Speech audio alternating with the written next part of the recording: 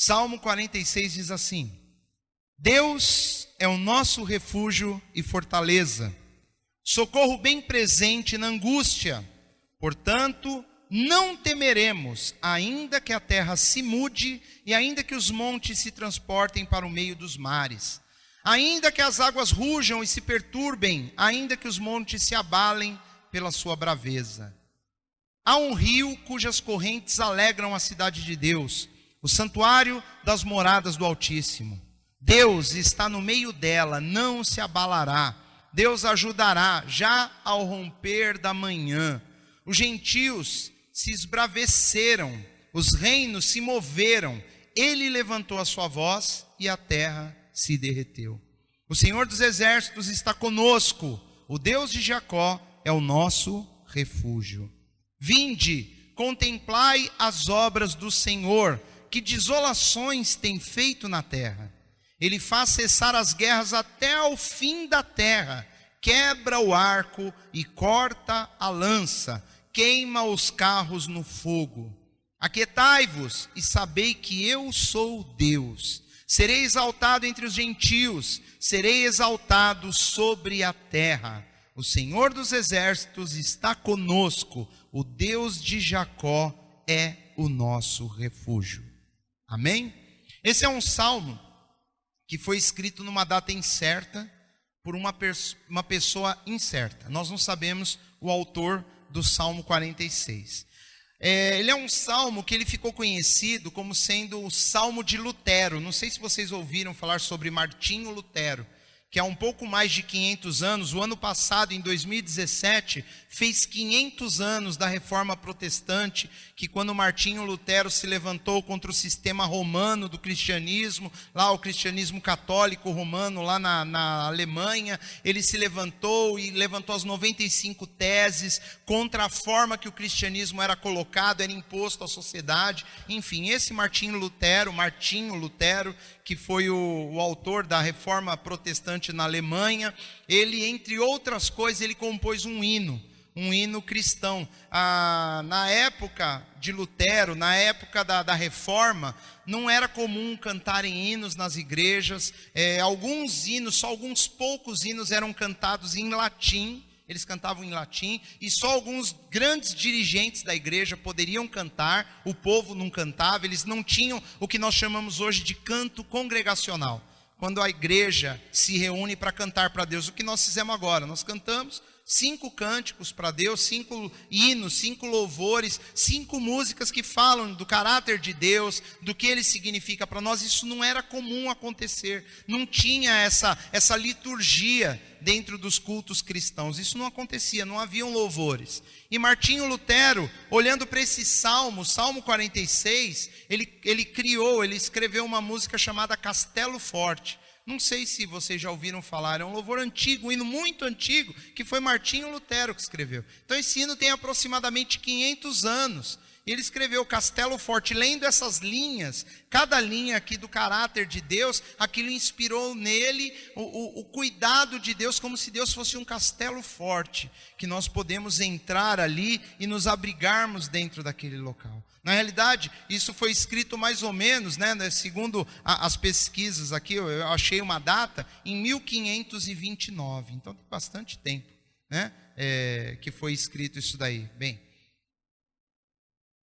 só que não foi Martinho Lutero que escreveu o Salmo 46. Ele fez um louvor em cima do Salmo 46. Esse Salmo 46, ele fala dos atributos de Deus como um Deus que protege, um Deus que guarda, um Deus que cuida. Mas não é um Deus que protege a pessoa o tempo todo, livrando ela de problemas, ou evitando que a pessoa passe por angústias e dificuldades. Não, Jesus já disse lá no Novo Testamento que no mundo nós teríamos aflições. É interessante que o salmista, aqui o Salmo 46, ele apresenta Deus para nós como alguém que nos socorre no momento da aflição. Se você ler aqui, já o versículo 1, ele começa apresentando Deus dessa forma: Deus é o nosso refúgio.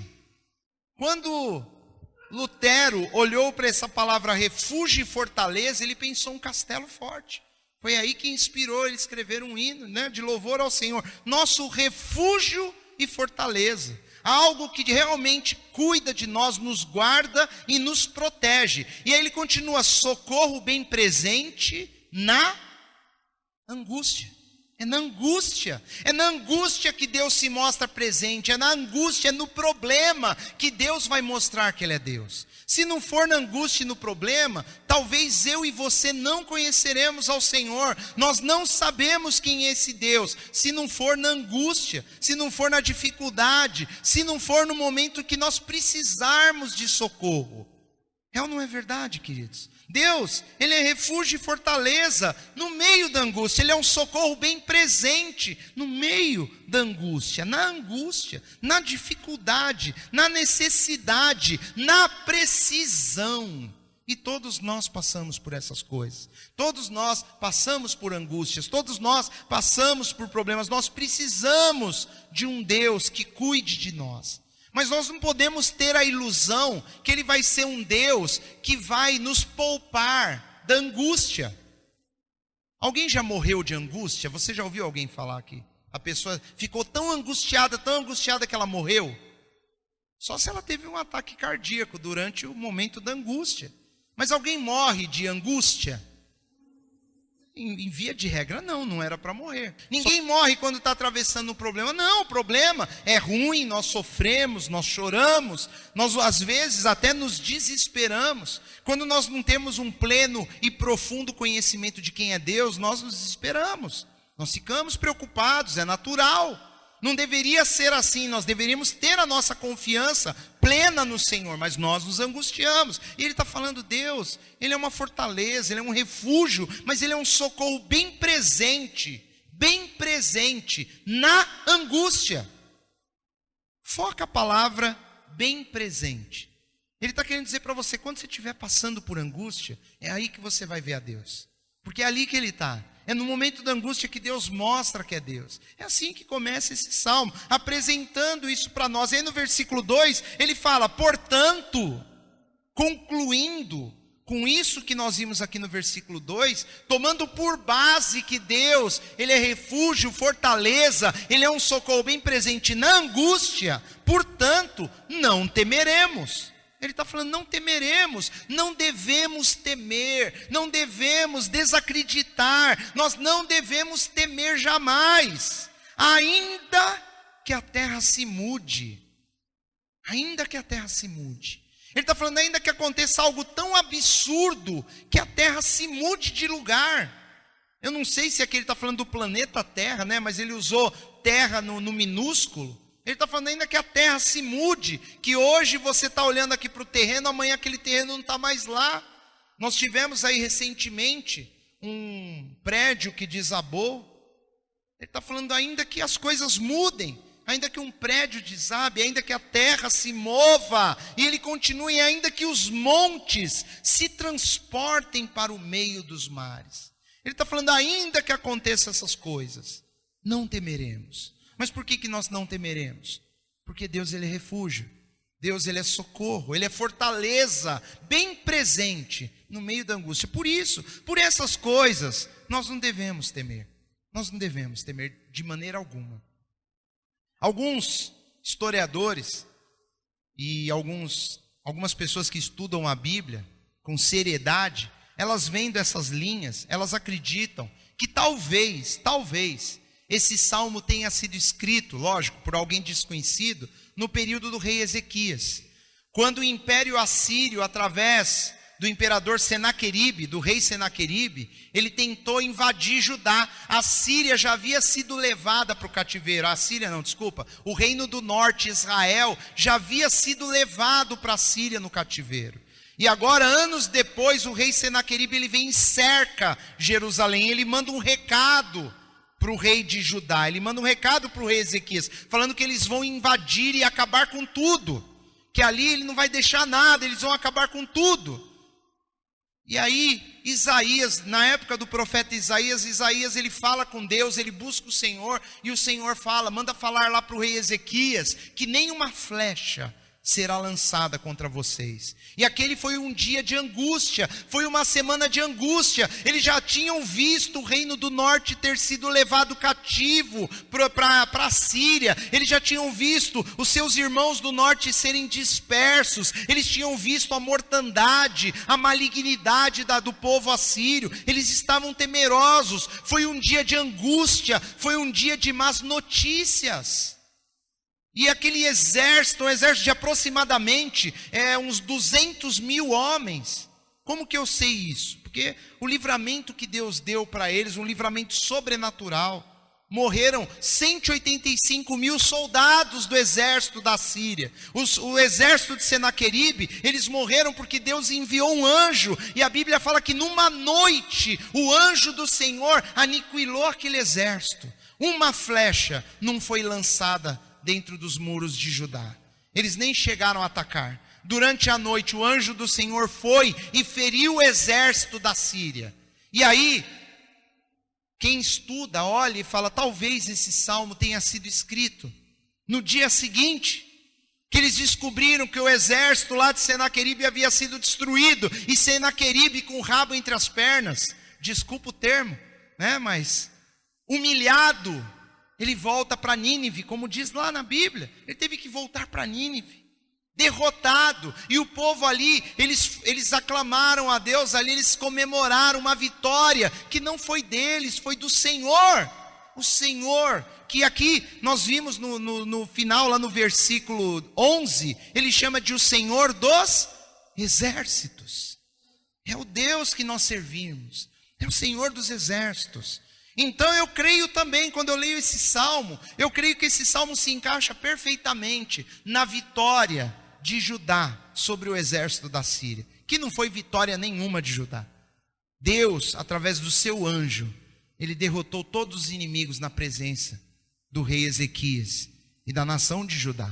Apesar deles estarem longe de Deus há algum tempo já razoável, mas ali Deus honrou, ele manda através do profeta, manda falar para o rei que eles não vão fazer nada, porque Deus ele estava na causa. Deus ele entra no momento da angústia. Aquela nação estava angustiada, eles estavam ali, talvez homens e mulheres nas ruas, nas suas casas, falando, estamos perdidos, eles vão destruir nossas casas, eles vão levar tudo que nós temos, eles vão matar nossos filhos, eles vão levar cativas nossas mulheres, eles vão tirar os olhos dos homens. O povo assírio era um povo maligno, eles eram um povo de maldade, eles eram cruéis ao extremo. Imagina, meu querido, você passar alguns dias na expectativa de uma destruição total, e Deus manda uma palavra pelo profeta.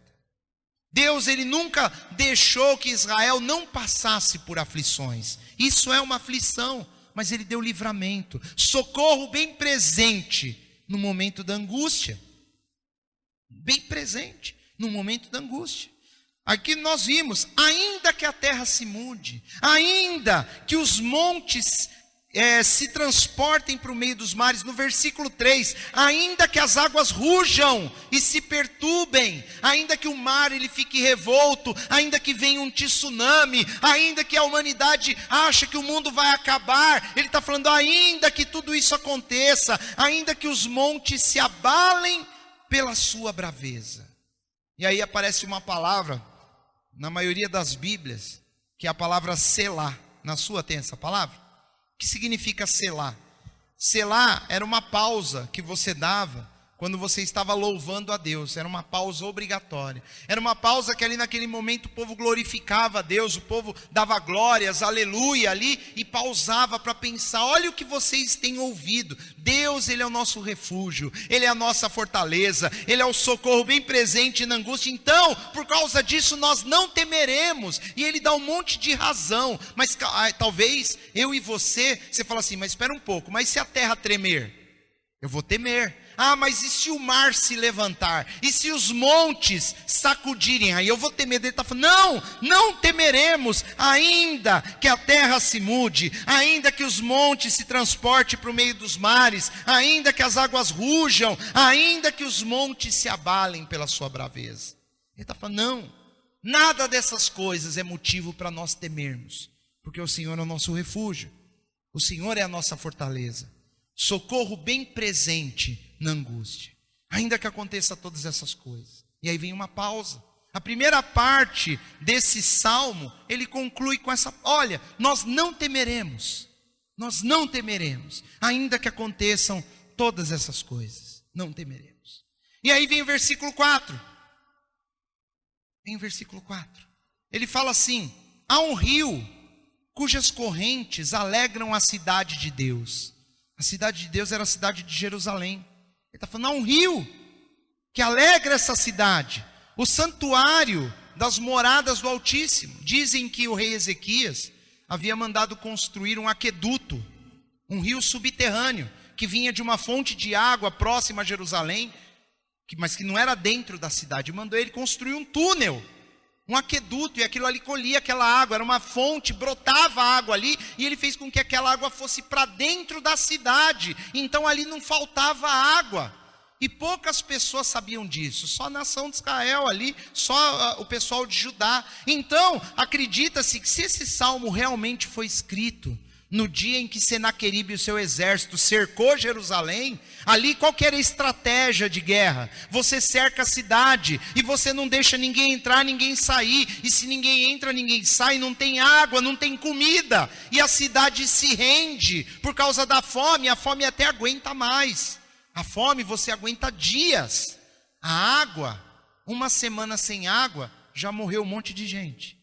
Comida, você aguenta até um mês sem comer. Se tiver água, a pessoa aguenta.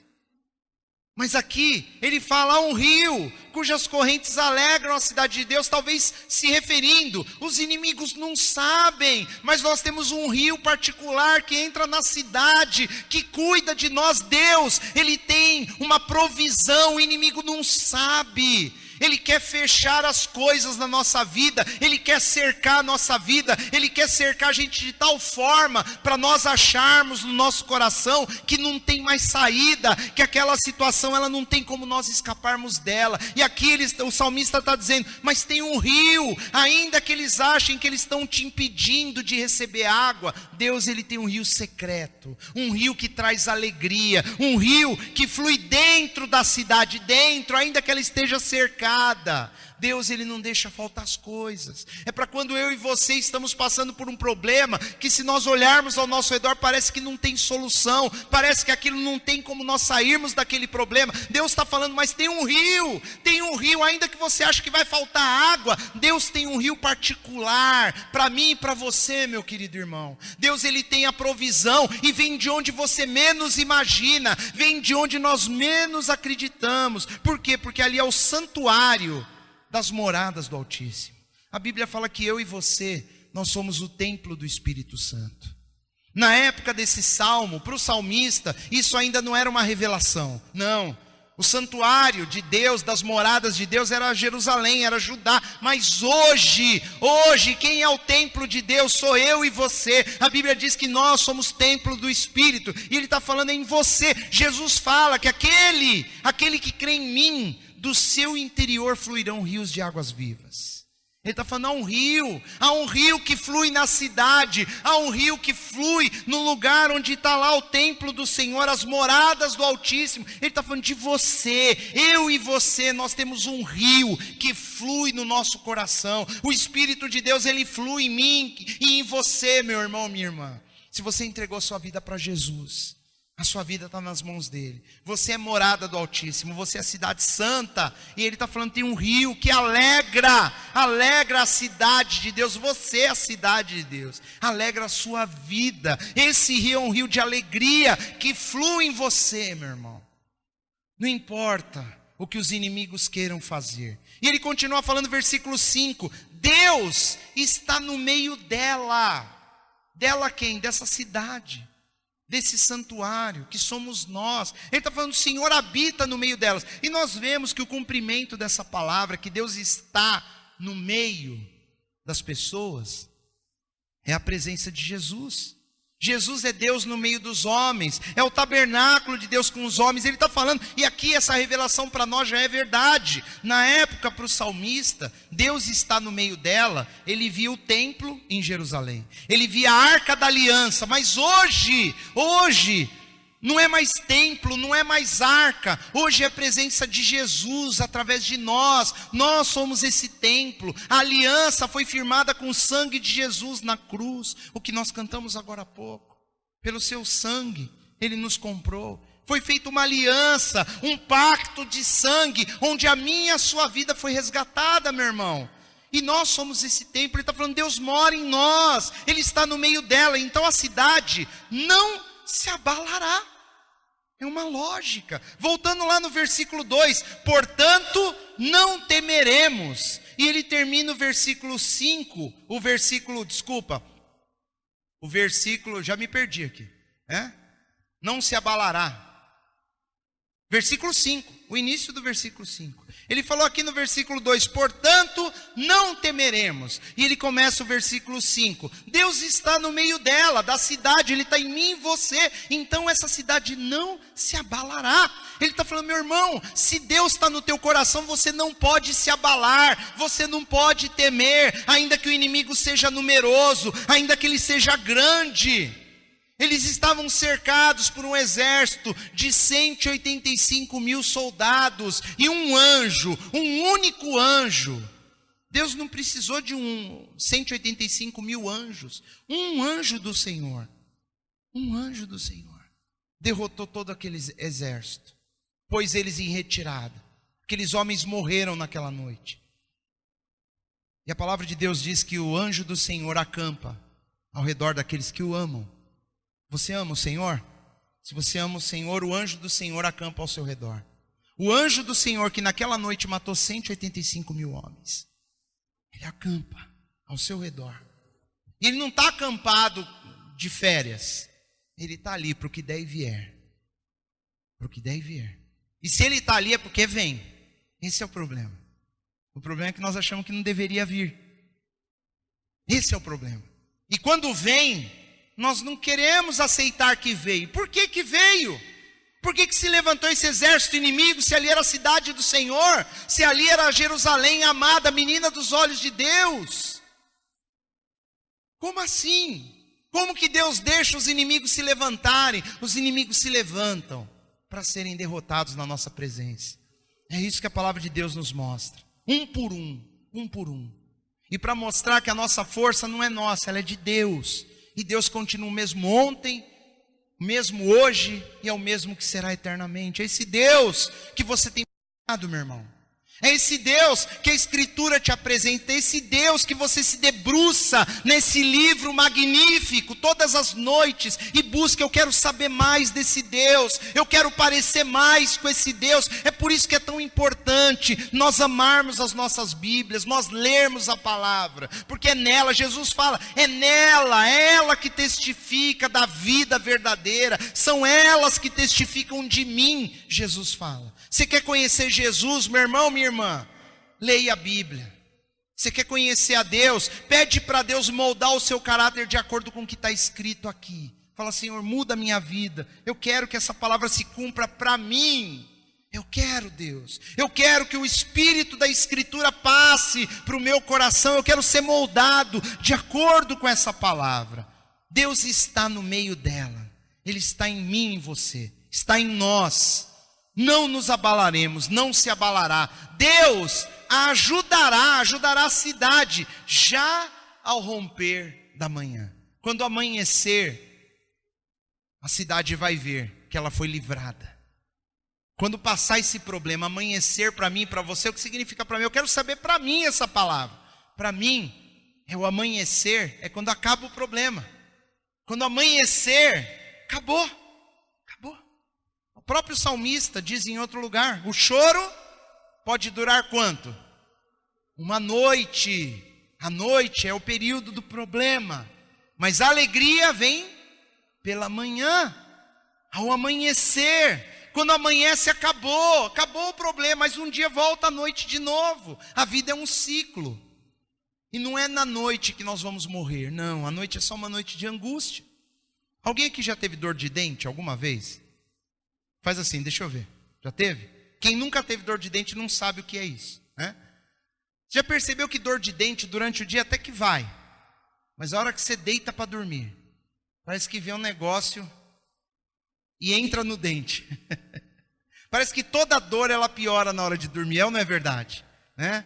E aí parece que a noite está com a boca inteira doendo, não é só um dente. Mas aí amanhece, parece que alivia. Só de amanhecer, lógico, você vai ter que tratar, vai ter que ir atrás. Mas é uma agonia, ninguém nunca morreu de dor de dente também. Ou morreu? Mas tem gente que acha que vai morrer, essa dor, vou morrer. Não morre não, no dia seguinte está lá. Pronto para outra noite de dor, se não curar logo, se não tratar logo. É isso, a vida é cheia de dores, de dentes, na madrugada. Mas aí quando vem amanhã, Deus está falando, pelo amanhecer, Deus ajudará já ao romper da manhã. Versículo 6, os gentios se embraveceram. Os gentios aqui, talvez na figura de Senaqueribe e o exército assírio, se levantando contra Israel, eles se embraveceram, os reinos se moveram, eles marcharam para atacar Israel. Ele levantou a sua voz, ele quem? Nós estamos falando de Deus. Ele levantou a sua voz e a terra se derreteu. Você não tem o que temer, meu irmão. Pode se levantar o exército que for, pode vir o problema que for contra você, se Deus erguer a voz dele, tudo se derrete, tudo acaba. Inclusive, essas linhas, elas podem ter até um cumprimento profético futuro, falando ainda da angústia que Israel vai passar no futuro. As escrituras nos mostram que num futuro não tão distante, as nações elas vão se reunir, elas vão atacar Israel novamente. Eles vão circundar a cidade, quando a cidade estiver cercada por todos os lados. Lá no livro de Ezequiel, no capítulo 38, Deus fala que ele vai se levantar do seu trono, e ele vai derrotar todos os inimigos. Meu irmão, minha irmã, isso que você está enfrentando hoje, isso que você está passando hoje não é surpresa para Deus. Não, ele já sabia, ele preparou tudo para a vitória dele. Ele vai te mostrar o que ele vai fazer, meu irmão. Se você confia nisso, que ele é o Senhor dos exércitos, que ele é o Rei dos reis, o Senhor dos senhores, que ele habita no seu coração, que ele está na tua vida, que ele vai mandar água quando estiver parecendo que vai ter seca. Se você crê nessas coisas, você vai ver o livramento do Senhor, você vai passar por isso, você vai vencer, meu irmão. É isso que nós temos que crer, porque esse é o nosso Deus, é isso que Ele faz, é isso, Ele dá o livramento para aquele que o ama. E lembre-se, a Escritura diz que todas as coisas cooperam para o bem daqueles que amam a Deus, mesmo as coisas que nós não compreendemos, mesmo aquilo que nós não entendemos. Se Deus permitiu que se levantasse na nossa vida, foi para a honra e glória do nome dEle. Que no final ele vai derrotar isso na sua frente, e nem você vai saber direito dizer o que aconteceu. Você não vai saber. Se alguém te perguntar como que você passou por isso, você vai falar, não sei. Foi Deus, foi Ele que me deu o livramento, foi Ele que entrou na minha causa, foi Ele que enviou o anjo dele. E vai ser de uma forma que você jamais imaginaria, meu irmão. Deus, Ele dá um escape da forma que você menos imagina, pelo lugar que você menos suspeitava, da forma que nunca havia passado pela sua cabeça. É a forma como Deus faz. É assim que Ele traz o livramento para nós. Tem muitas pessoas que não creem nesse Deus. Tem muitas pessoas que até questionam, poxa, mas se Deus existisse, essas coisas não aconteceriam. Não, Deus, Ele se mostra presente em todo o tempo. As coisas ruins acontecem porque o mundo é mau, porque o homem se corrompeu pelo pecado, porque nós vivemos num mundo caído. O mundo, a Bíblia diz que ele jaz, ele está adormecido naquilo que é maligno. É um mundo maligno, é um mundo onde as pessoas, elas querem fazer o mal, elas querem tirar vantagem umas das outras. As pessoas são maldosas, elas não conhecem a Deus, elas vão agir de acordo com o que elas acham que é o melhor para elas. As pessoas são egoístas, e nós, se nós não tomarmos cuidado, nós somos assim. É um mundo caído, é um mundo cheio de pessoas querendo dar jeitinho, um monte de pessoas querendo levar vantagem, pessoas que são capazes de matar um outro ser humano para tomar algo que é dela, pessoas que são capazes de mentir para atingir o seu objetivo, pessoas que são capazes de todas as coisas inimagináveis. Tudo aquilo que você puder imaginar na sua cabeça tem no mundo. Tem ou não tem maldade? Tem maldade. É um mundo mau, é um mundo caído. Mas Deus, Ele não desistiu de nós. Versículo 7. O Senhor dos exércitos está conosco. Ele reafirma: o Senhor dos Exércitos está conosco. Se o Senhor dos Exércitos está conosco, o que nós vamos temer? Nada. Nós não temos o que temer, nós não podemos temer nada. O Senhor está, porque Ele fala: o Deus de Jacó é o nosso refúgio. Ele começou falando aqui no Salmo que o Senhor é o nosso refúgio, é a primeira palavra. Deus é o nosso refúgio. E agora, antes da segunda pausa, ele fecha dizendo que o Deus de Jacó é o nosso refúgio. Ele está lembrando: não esqueça, Ele é o nosso refúgio. Não temas, se esconda no Senhor, como diz o Salmo: aquele que habita no esconderijo do Altíssimo, a sombra do Onipotente, diz o Senhor: Deus meu, Tu és o meu Deus em quem confio. Porque Ele habita no esconderijo do Altíssimo, Ele está debaixo da sombra do Onipotente. Talvez a pessoa possa ficar em dúvida: mas será que eu estou nessa circunstância? Será que eu habito no esconderijo do Altíssimo? Será que o Senhor é o meu refúgio? E isso, meu querido, é só você que pode dizer. Você tem vivido como se Deus fosse o seu refúgio? Você tem agido com o mundo, com as pessoas ao seu redor e consigo mesmo, como se realmente você morasse dentro de Deus? Porque a Bíblia diz que Deus mora dentro de nós, Ele mora dentro de você. Será que nós temos vivido como se de verdade Deus é quem habita em nós? Nós somos o refúgio dele, ou Ele é nosso refúgio? Já não sei mais, porque se completa uma coisa na outra.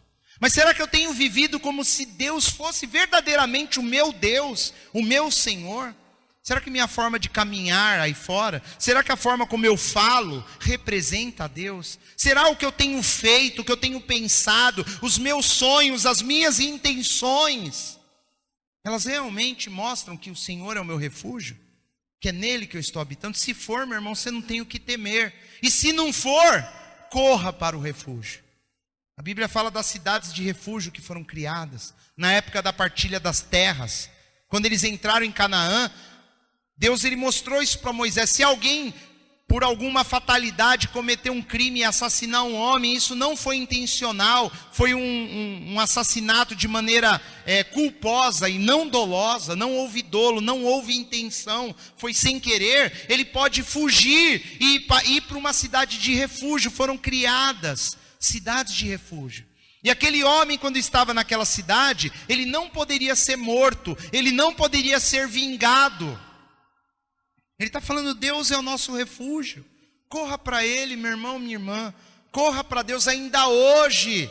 Se Deus não tem sido o seu refúgio, a sua cidade forte, a sua torre forte, o seu castelo forte, a sua fortaleza. Ah, eu quero ir para Fortaleza, não vejo a hora de ir para Fortaleza, né? O irmão já pensa, comprar uma passagem aérea, né, e passar uns dias na praia. Mas a fortaleza verdadeira, o irmão está correndo dela, que é o Senhor. Essa é a verdadeira fortaleza, nossa torre forte. Se nós estivermos ali naquele lugar, nada nos atinge. Não é errado ir para Fortaleza não, viu, queridos? Pelo contrário, é até gostoso, né? É bom, é bonito, é um passeio bom. Mas é um trocadilho, né? Deus é a nossa fortaleza. Às vezes a pessoa guarda dinheiro o ano inteiro para fazer uma boa viagem para lá. E para Deus que está à disposição, a hora que nós quisermos mudar a nossa vida, nós podemos entrar nessa fortaleza. E nós ficamos adiando, esperando não sei o que. Eu não sei o que você pode estar esperando, meu querido, minha querida. Eu não sei o que nós temos adiado tanto de entrarmos nessa presença tão enriquecedora, porque os problemas virão e nós precisamos de um alicerce forte, nós precisamos de algo que nos sustente, nós precisamos de algo que nos fortaleça na hora da necessidade, na hora da angústia, porque Ele é o Senhor bem presente na hora da necessidade, na hora do aperto, da angústia. Deus de Jacó é o nosso refúgio. E é interessante que quando a Bíblia se refere ao Deus de Jacó, aqui nós temos que lembrar a história de Jacó. Jacó, o nome Jacó significa usurpador, suplantador, aquele que engana, aquele que quer passar a perna nos outros para levar vantagem. Mas ele tem um encontro com Deus e Deus muda o nome dele de Jacó para Israel. Por que aqui ele não falou Deus de Israel? Porque Israel já era um Jacó transformado, era um Jacó já que não era mais o mesmo que era antigamente. Deus já tinha feito uma aliança, um pacto com ele. E ali Israel já estava cheio de promessas. Não, ele está falando Deus de Jacó, como se eu e você ainda fôssemos aquelas pessoas que Deus precisa transformar de Jacó em Israel. Quando a Bíblia se refere ao Deus de Jacó, ele está falando aquela pessoa imperfeita, aquela pessoa incompleta, que ainda não teve o encontro com o Senhor de verdade. Ele está falando, é esse Deus, o Deus de Jacó. Olha aí, é o Deus de Jacó, meu querido. Ele é o nosso refúgio. Às vezes a pessoa fala, puxa, mas eu não tenho sido um bom cristão, eu não tenho sido um bom cidadão, uma boa cidadã, eu não tenho sido um bom marido, eu não tenho sido uma boa esposa, um bom filho, um bom amigo. Querido, está em tempo. Se você é Jacó ainda, é o Deus de Jacó que está te chamando. Ele está te chamando para te transformar em Israel, para mudar a tua vida, mudar a tua história. É o Deus de Jacó, aquele que pega aquela pessoa toda torta e transforma ela em algo valioso, algo valoroso para Deus e para o mundo. A nossa vida, ela pode fazer diferença nesse planeta Terra. Você pode ser uma pessoa ainda que vai fazer muito barulho de Deus nesse mundo, meu irmão. E nós ficamos esperando não sei o que, nós ficamos correndo atrás de não sei o que, e Deus quer usar a minha vida, Ele quer usar a sua vida também. Ele quer fazer de você igual Ele fez com Jacó. Jacó, de ti virá uma grande nação, e Jacó vira Israel. Israel hoje é conhecido no mundo todo. Ele fala, é o Deus de Jacó que está falando. Você não precisa ser Israel para Deus começar a usar a sua vida e te abençoar, não. Ele começa com os Jacós, Ele começa com aquele que ainda é imperfeito. E ele transforma o Jacó em Israel. Versículo 8. Agora vem um convite. Vem um convite. Depois da pausa, ele fala de novo, Deus é o nosso refúgio. Pensa nisso. Vinde. É um convite. Venha. Contemplai as obras do Senhor. Olha. É um convite. Venha fazer parte. Venha entrar nessa fortaleza. Venha, queira isso para a sua vida. Que desolações tem feito na terra? Desolações, ele está falando como ele destrói os inimigos de Israel. Olha para isso, leia a história de Israel, veja os livramentos que Deus deu para eles inúmeras vezes. E venha, ele está convidando, vinde, faça parte, não fique fora. Venha fazer parte da cidade fortalecida, a cidade que não tem a temer. Não porque nós somos fortes, não porque a nossa fé é imbatível, não. Nós não tememos porque o nosso Deus, Ele é imbatível. O nosso Deus é poderoso. E o nosso Deus nos ama. Ele te ama, queridos.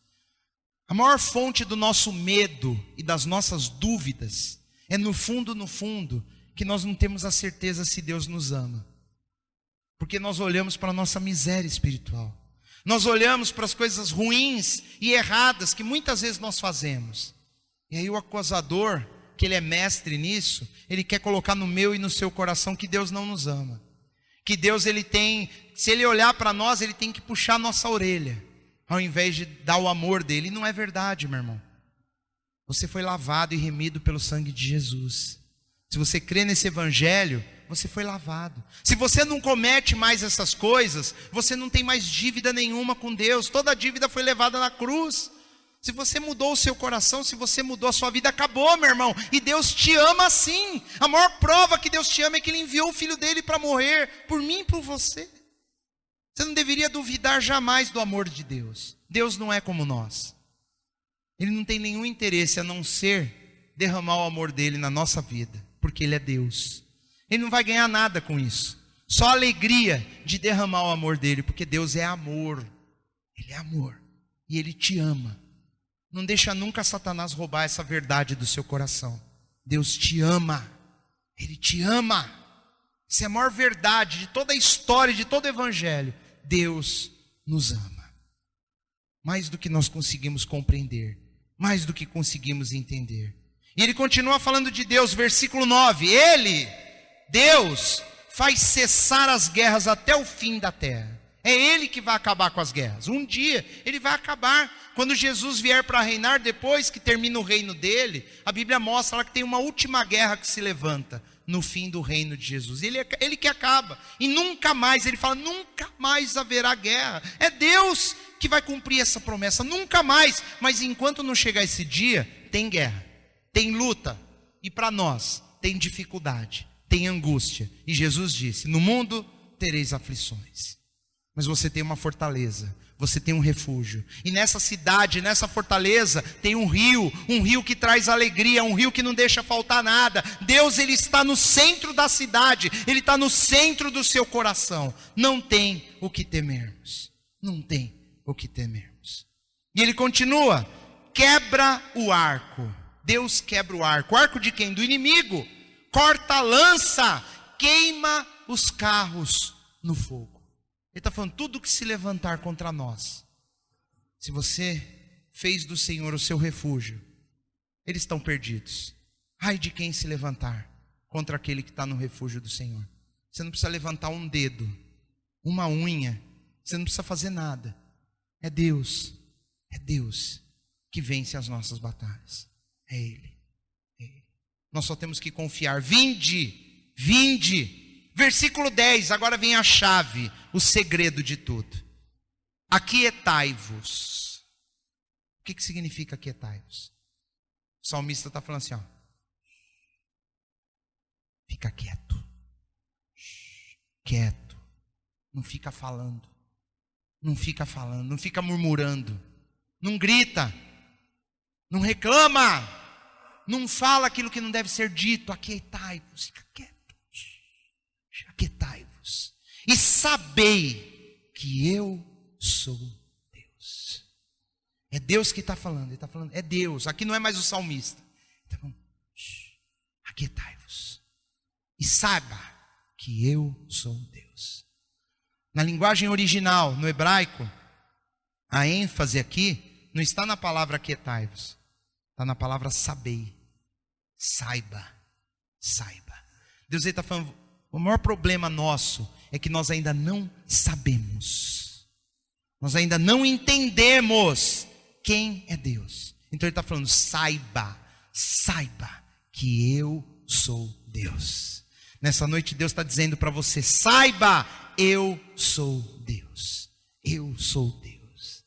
E Ele continua, aquietai-vos. Sabei que eu sou Deus, serei exaltado entre os gentios, serei exaltado sobre a terra. Um dia vai acontecer isso, Deus está falando. Um dia todos os povos clamarão o meu nome. Eu serei exaltado em toda a terra, eu sou Deus. O Senhor dos exércitos está conosco. O Deus de Jacó é o nosso refúgio. Ele termina dizendo o que ele começou a falar. Ele começou lá no versículo 1. Deus é o nosso refúgio. E ele termina no último versículo. O Deus de Jacó é o nosso refúgio. E mais uma vez eu vejo Jacó, aquele que foi transformado. Deus, Ele quer transformar a nossa vida. Ele quer mudar as nossas circunstâncias. Ele quer mudar. Ele é Deus. Aquietai-vos. Espera. Confia. Descansa e saibam que eu sou Deus. Nós temos que saber quem é o Senhor. É interessante que em vários versículos Deus ele fala assim: ainda que os montes, ainda que a água, ainda que se levante um exército, ainda, meu irmão, que pareça desesperadora, ainda que a sua situação, todo mundo está falando que não vai dar certo, ainda que o seu coração não creia, ainda que tudo fique difícil, ainda que você não veja solução, ainda, você pode colocar o que for para completar essa frase. Ainda que você seja fraco, ainda que você não tenha condições nenhuma de resolver esse problema, ainda que o seu inimigo é mais forte do que você, ainda assim, Deus é Deus. E nós dependemos dEle. Nós não dependemos da nossa força, nós não dependemos da nossa sabedoria, eu não dependo do que eu sei, eu não dependo da minha inteligência, eu não dependo dos meus recursos, eu dependo única e exclusivamente do Senhor dos exércitos. É Ele que vence as batalhas, é Ele que acaba com os inimigos, é Ele que quando levanta a sua voz, a terra derrete, como nós lemos agora. Então, meu irmão, creia. Sabei que eu sou Deus, é o que Deus diz nessa noite para você, meu querido e minha querida. Não há o que temer, não temos o que temer, o Senhor está conosco, é Ele que habita no meio da cidade, é Ele que te dá provisão, é Ele que vai te pegar pela mão e vai fazer você caminhar mais um pouco, é Ele que vai te levar até a vitória, é esse Deus, o Deus que ressuscitou o seu Filho no terceiro dia, foi esse Deus que criou os céus e a terra em 7 dias, criou todo o universo, é esse Deus que está dizendo: fica quieto, aquietai-vos, porque eu sou Deus, fica quieto e você vai ver o que eu vou fazer. É isso que Deus está te falando nessa noite.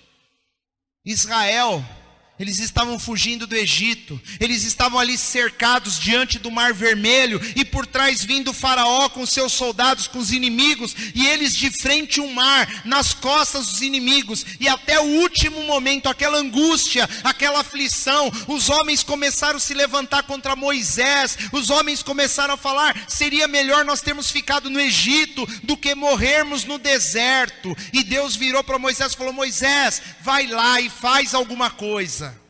E ali o Mar Vermelho se abriu no último momento a ponto de Deus levantar uma coluna de fogo, para que o exército de Faraó não chegasse neles. Foi no último momento. Sabe aquela velha frase que o pessoal fala, que foi na prorrogação no segundo tempo, no finalzinho, já está na prorrogação. O tempo tem 45 minutos, está lá 48 minutos, 48:30, e ali na última hora, é quando Deus intervém. É a hora que você pensa que não dá mais, que não tem mais jeito, que acabou, já era, perdido, e Deus entra com a solução. É assim que Deus age, é dessa forma. Ele permitiu que Sadraque, Mesaque e Abidnego foram para dentro da fornalha, e lá dentro, lá no meio do fogo, quando todo mundo achou: morri, ali Deus entrou na fornalha com eles. Ele estava lá no meio, e ali Ele deu livramento dentro do fogo. Ele não impediu que eles fossem, não, porque, queridos, Deus, Ele jamais vai permitir que eu e você sejamos tentados além das nossas forças. Se você está passando por isso hoje, Deus lá do céu, Ele está olhando e está falando: você aguenta, e confia em mim, porque eu sou Deus. Amém, queridos? Deus é contigo, não esqueça disso, se apoie nisso, Ele te ama. E tudo que você precisa, Ele já te deu. Tudo. Você tem tudo que você precisa. Mas o principal, às vezes falta. Sabei que Ele é Deus. Amém?